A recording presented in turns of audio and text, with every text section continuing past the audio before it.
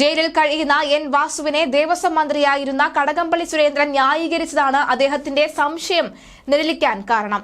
താൻ മന്ത്രിയായിരിക്കെ പ്രസിഡന്റ് എന്ന നിലയിൽ വാസു സത്യസന്ധമായാണ് പ്രവർത്തിച്ചിരുന്നത് എന്നാണ് ബോധ്യമെന്ന് അദ്ദേഹം പറഞ്ഞിരുന്നു. കമ്മീഷണറായിരുന്ന കാലത്ത് ഒരു ഫയലിൽ ഒപ്പിട്ടതിന്റെ പേരിലാണ് വാസു പ്രതിയായിരിക്കുന്നത്. ഉദ്യോഗസ്ഥർ നൽകിയ ഫയലിൽ അദ്ദേഹം ഒപ്പിട്ടതിൽ വീഴ്ച വന്നിട്ടുണ്ടോ എന്ന് എനിക്കറിയില്ല, കടകംപള്ളി പറഞ്ഞു. എന്നാൽ കടകംപള്ളി സുരേന്ദ്രന്റെ പ്രസ്താവന നിരുപദ്രവകാരണമാണ് എന്ന് ED കരുതുന്നില്ല എന്ന കാരണം കടകംപള്ളി സുരേന്ദ്രൻ പറയുന്നു.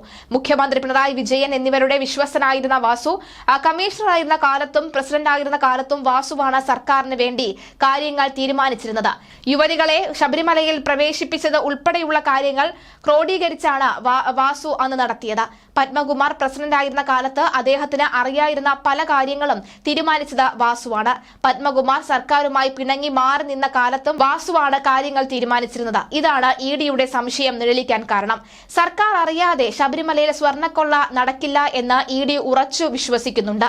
കടകംപള്ളിയെയാണ് അവർ പ്രധാനമായും നോട്ടമിട്ടിരിക്കുന്നത്. കടകംപള്ളിയെ അന്വേഷണത്തിന്റെ കേന്ദ്ര ബിന്ദുവാക്കാൻ നീക്കം നടക്കുന്നു എന്നാണ് മനസ്സിലാകുന്നത്. എന്നാൽ അദ്ദേഹം മാത്രമാണ് പ്രതിയെന്ന് ഇതിന് അർത്ഥമില്ല. CPMലേക്കാണ് EDയുടെ കണ്ണുകൾ എത്തിയിരിക്കുന്നത്. സ്വർണ്ണക്കടത്തിന് ശേഷം ശബരിമലയാണ് EDയുടെ കയ്യിലെത്തിയ ലോട്ടറി. ശബരിമല സ്വർണ്ണ കവർച്ച കേസിൽ മുൻ ദേവസ്വം ബോർഡ് പ്രസിഡന്റും ദേവസ്വം കമ്മീഷണറുമായിരുന്ന എൻ വാസുവിന്റെ അറസ്റ്റിന് പിന്നാലെ ബോർഡ് മുൻ പ്രസിഡന്റ് A പത്മകുമാറിനെയും SIT 2 ദിവസത്തിനുള്ളിൽ അറസ്റ്റ് ചെയ്തേക്കും. എന്നാൽ CPMലെ അഭിപ്രായ ഭിന്നതകൾ കാരണം അറസ്റ്റ് വൈകിയേക്കുമെന്ന സൂചനയും ചില പാർട്ടി നേതാക്കൾ പങ്കുവെക്കുന്നുണ്ട്. പക്ഷേ പത്മകുമാർ രക്ഷപ്പെട്ടു പോകാൻ ED അനുവദിക്കില്ല. പത്മകുമാർ എല്ലാം പറയുമെന്നാണ് EDയുടെ വിശ്വാസം. ഇതിനിടെ സ്വർണ്ണ കവർച്ച കേസിൽ പ്രതികളായ ഉണ്ണികൃഷ്ണൻ പോറ്റി, മുരാരി ബാബു എന്നിവരുടെ റിമാൻഡ് കാലാവധി തിരുവനന്തപുരം പ്രത്യേക വിജിലൻസ് കോടതി ഈ മാസം 27 വരെ നീട്ടി.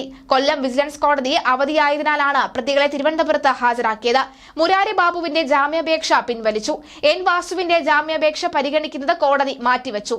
ഇതിനിടെ ദ്വാരപാലക ശില്പങ്ങളിലെ സ്വർണം കവർന്ന കേസിൽ 4ാം പ്രതിയായ ദേവസ്വം ബോർഡ് മുൻ സെക്രട്ടറി S ജയശങ്കറുടെ ജാമ്യാപേക്ഷ പത്തനംതിട്ട പ്രിൻസിപ്പൽ ജില്ലാ കോടതി തള്ളി. ജയശ്രീയെ അറസ്റ്റ് ചെയ്യുന്നതിന് പ്രത്യേക അന്വേഷണ സംഘത്തിന് ഇനി തടസ്സമില്ല.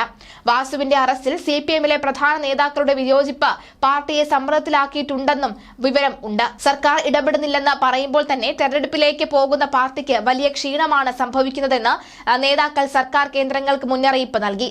എന്നാൽ ഹൈക്കോടതിയുടെ സൂക്ഷ്മ നിരീക്ഷണത്തിലുള്ള കേസിൽ A പത്മകുമാറിന്റെ ഒപ്പമുണ്ടായിരുന്ന അംഗങ്ങളായിരുന്നു. അറസ്റ്റ് ഒഴിവാക്കാനും SITക്ക് കഴിയില്ല. ശബരിമല സ്വർണ്ണക്കൊള്ളയിൽ അന്വേഷണം നടത്താൻ എൻഫോഴ്സ്മെന്റ് ഡയറക്ടറേറ്റ് കഴിഞ്ഞ ദിവസം പമ്പയിലെത്തി. കേസിൽ കള്ളപ്പണ ഇടപാട് കണ്ടെത്തിയെന്ന് ED ഹൈക്കോടതിയെ അറിയിച്ചു. പ്രാഥമിക അന്വേഷണത്തിൽ നിന്ന് കള്ളപ്പണ ഇടപാട് ബോധ്യപ്പെട്ടെന്ന് വ്യക്തമാക്കിയ ED കേസിലെ FIRകളുടെ പകർപ്പ് ആവശ്യപ്പെട്ടു. കേസിലെ 2 FIRകളും കൈമാറണമെന്നാണ് ആവശ്യം. കേസുമായി ബന്ധപ്പെട്ട് നേരത്തെ റാന്നി മജിസ്ട്രേറ്റ് കോടതിയിൽ FIR പകർപ്പ് ആവശ്യപ്പെട്ട് ED അപേക്ഷ നൽകിയിരുന്നു. എന്നാൽ കോടതി അപേക്ഷ തള്ളുകയായിരുന്നു. നിലവിൽ ഹൈക്കോടതിയുടെ മേൽനോട്ടത്തിൽ പ്രത്യേക അന്വേഷണ സംഘം കേസ് അന്വേഷിക്കുന്നുണ്ടെന്നാണ് കോടതി വ്യക്തമാക്കിയത്. അതുകൊണ്ട് തന്നെ സമാന്തരമായി മറ്റൊരു ഏജൻസി അന്വേഷണം നടത്തേണ്ടതില്ല എന്നും FIR പകർപ്പ് കൈമാറാനാവില്ലെന്നുമായിരുന്നു കോടതി വ്യക്തമാക്കിയത്. അതിനെതിരെയാണ് ED ഹൈക്കോടതിയെ സമീപിച്ചിരുന്നത്. കേസിലെ പ്രതികൾക്കെതിരെ PMLA കുറ്റം നിലനിൽക്കുമെന്ന വാദമാണ് ED മുന്നോട്ട് വെക്കുന്നത്. നിലവിൽ പ്രത്യേക അന്വേഷണ സംഘം ഈ കേസിൽ അഴിമതി നിരോധന നിയമപ്രകാരമുള്ള കുറ്റം ചുമത്തിയിട്ടുണ്ട്. അതുവഴി EDക്ക് ഈ കേസിലേക്ക് പ്രവേശിക്കാൻ സാധിക്കുമെന്ന് കരുതുന്നു. ശബരിമല സ്വർണ്ണക്കൊള്ള കേസിന്റെ FIRഉം അനുബന്ധ രേഖകളും ആവശ്യപ്പെട്ട് ED ഹൈക്കോടതിയിൽ കേസിന്റെ രേഖകൾ ആവശ്യപ്പെട്ടുള്ള EDയുടെ അപേക്ഷ റാന്നി മജിസ്ട്രേറ്റ് കോടതി തള്ളിയിരുന്നു. ഇതിനെതിരെയാണ് ED ഹൈക്കോടതിയെ സമീപിച്ചത്. കേസിലെ കുറ്റകൃത്യങ്ങൾ കള്ളപ്പണം വെളുപ്പിക്കൽ നിരോധന നിയമത്തിന്റെ പരിധിയിൽ വരുന്ന ഷെഡ്യൂൾ കുറ്റകൃത്യങ്ങളാണ് എന്ന് EDയുടെ ഹർജിയിൽ തന്നെ പറയുന്നു. കള്ളപ്പണം വെളുപ്പിക്കൽ അന്വേഷണം നടത്താൻ നിയമപരമായ അധികാരമുള്ള ഏക ഏജൻസിയാണ് ED. PMLA നിയമപ്രകാരം അന്വേഷണം ആരംഭിക്കുന്നതിനും കുറ്റകൃത്യങ്ങളിലൂടെ സമ്പാദിച്ച സ്വത്തുക്കൾ കണ്ടെത്തി കണ്ടുകെട്ടുന്നതിനും FIRന്റെ പകർപ്പ് അനിവാര്യമാണ്. ED അന്വേഷണത്തിന്റെ നിയമസാധുത പരിശോധിക്കാൻ അതിൽ തീരുമാനമെടുക്കാനോ മജിസ്ട്രേറ്റ് കോടതിക്ക് അധികാരമില്ല. അതിനാൽ രേഖകൾ നൽകാൻ മജിസ്ട്രേറ്റ് കോടതിക്ക് നിർദ്ദേശം നൽകണമെന്നാണ് EDയുടെ ആവശ്യം. ശബരിമലയിലെ സ്വർണ്ണക്കൊള്ളയുമായി ബന്ധപ്പെട്ട കള്ളപ്പണം വെളുപ്പിക്കലും നടന്നുവെന്ന് എൻഫോഴ്സ്മെന്റ് അധികൃതർ ഹൈക്കോടതി ദേവസ്വം ബെഞ്ചിനെ അറിയിച്ചു. സ്വർണ്ണക്കൊള്ളയുമായി ബന്ധപ്പെട്ട കേസുകളുടെ കോപ്പി ലഭ്യമാക്കണമെന്നും ഇഡി കോടതിയോട് അഭ്യർത്ഥിച്ചു. തങ്ങളുടെ പ്രാഥമിക അന്വേഷണത്തിൽ തന്നെ കള്ളപ്പണം ഇടപാടുകൾ നടന്നതായി കണ്ടെത്തിയിട്ടുണ്ടെന്നും ഇഡി രേഖാമൂലം വ്യക്തമാക്കി. SIT സ്വർണ്ണക്കൊള്ളയുമായി ബന്ധപ്പെട്ട് എടുത്ത 2 കേസുകളുടെ FIR-ആണ് ഇഡി തേടിയത്.